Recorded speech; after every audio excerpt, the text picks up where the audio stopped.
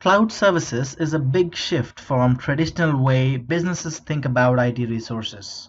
Cloud services have particular characteristics and considerations. And in this video, we'll be talking about the key concepts and terminologies used in cloud computing world.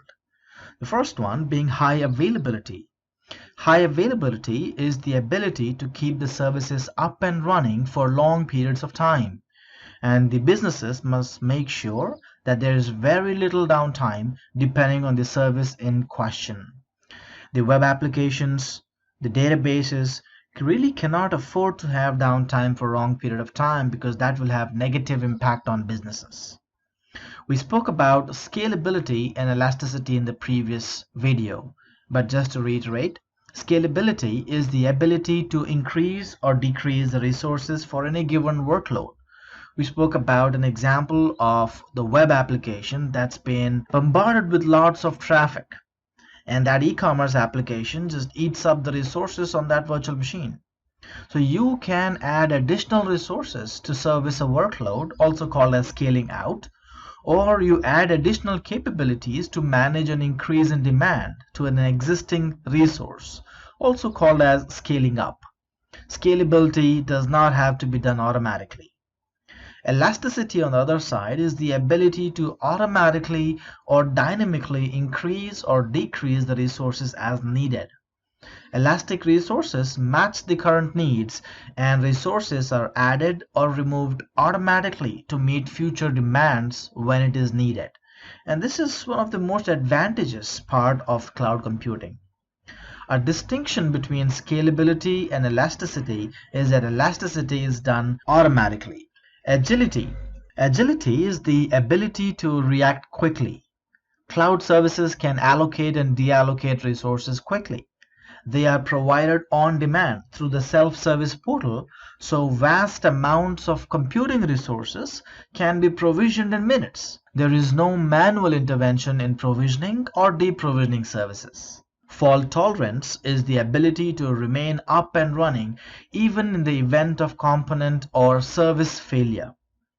Typically, redundancy is built into cloud services architecture, and that means that if one component fails, a backup component takes its place. The type of service is said to be tolerant of faults.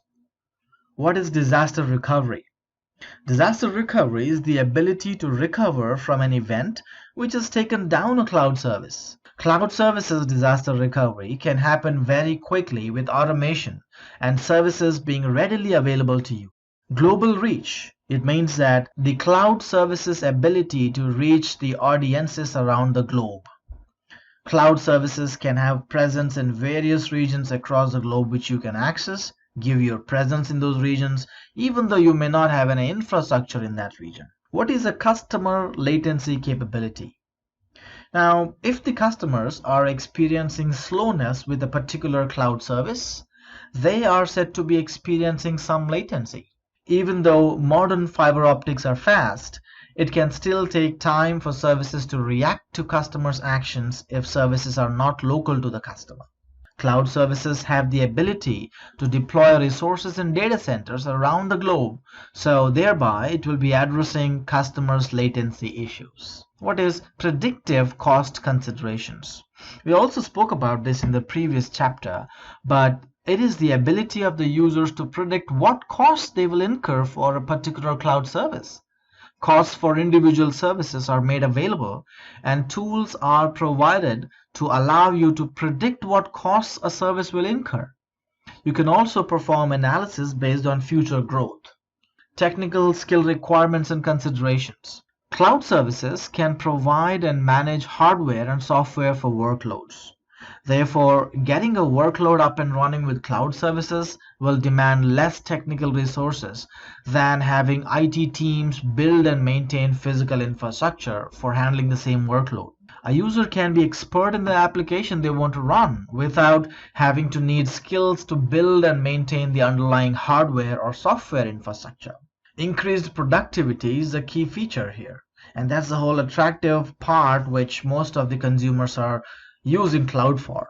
On-site data centers typically require a lot of hardware setup. called as racking and stacking, software patching, and there are several other time-consuming IT management courses. Cloud computing eliminates the need for many of these tasks, so IT teams can actually spend time on achieving more important business goals. Finally, security, and that's not least important.